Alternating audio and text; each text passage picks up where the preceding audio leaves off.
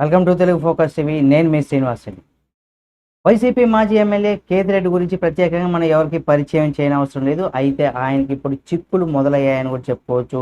ఇంతటికి ఎందుకు ఏమనేది కానీ మనం చూసినట్లయితే వైసీపీ మాజీ ఎమ్మెల్యే కేతిరెడ్డి వెంకటరామరెడ్డికి కొంత ఊరట అయితే లభించింది. అయినా సమస్యలు అయితే ఆయన ఇప్పుడు ఇబ్బందుల్లో కూడా పడబోతున్నారని కూడా చెప్పుకోవచ్చు.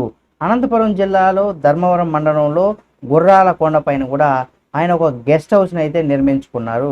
అయితే గెస్ట్ హౌస్ నిర్మించుకుంటే ఇక్కడ ఇబ్బంది ఏముందని మీరు అనుకోవచ్చు. అయితే ఇక్కడే అసలు సమస్య ఉందని కూడా చెప్పుకోవచ్చు. శక్తి వడియారును చెరువు భూమిలో కూడా అక్రమంగా నిర్మాణాలు చేపట్టారంటూ కూడా, అలాగే చేపట్టింది కూడా అది బంధువులు అనుచరులు వాళ్ళనంతా కూడా బినామీలుగా చూపిస్తూ రికార్డులు సృష్టించారని ఆయన పైన గతంలో కూడా అనేకమైనటువంటి ఆరోపణలు అయితే రావడం జరిగింది. అయితే దీనికి సంబంధించి కూడా స్థానికంగా ఉన్నటువంటి రెవెన్యూ అధికారులు సర్వే చేశారు.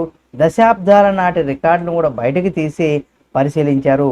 ఇక్కడ శక్తి వడియారు చెరువుకు సంబంధించినటువంటి సర్వే నంబర్లు 908లో 9.30 ఎకరాలు, అంటే 9.30 ఎకరాలు, అలాగే 909 సర్వే నంబర్లో కూడా 7.9 ఎకరాలు, అలాగే 910లో సర్వే నంబర్ 910లో కూడా 2.50 ఎకరాలు, అలాగే 661-1లో కూడా 0.91 సెంట్లను ఆక్రమించారనేది కూడా ఇక్కడ అధికారులు అయితే గుర్తించారు.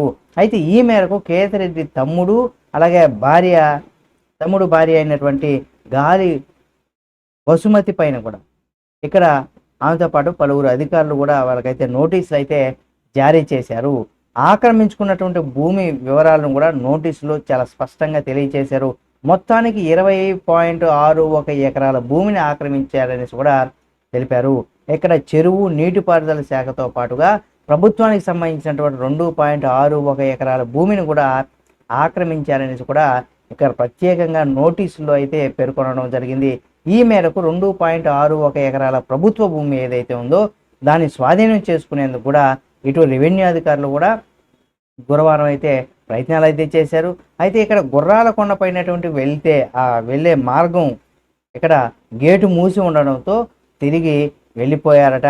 అయితే గెస్ట్ హౌస్ ఖాళీ చేయాలని కూడా నోటీసులు ఇచ్చేందుకు కూడా సిద్ధమయ్యారు.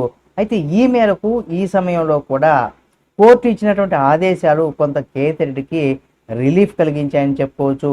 అంటే ఏంటి గెస్ట్ హౌస్ నిర్మించుకున్నటువంటి భూమి ప్రభుత్వానిది కాదనేసి కూడా కేతిరెడ్డి వెంకటరామరెడ్డి గతంలోనూ కోర్టులో పిటిషన్ కూడా దాఖలు చేశారు.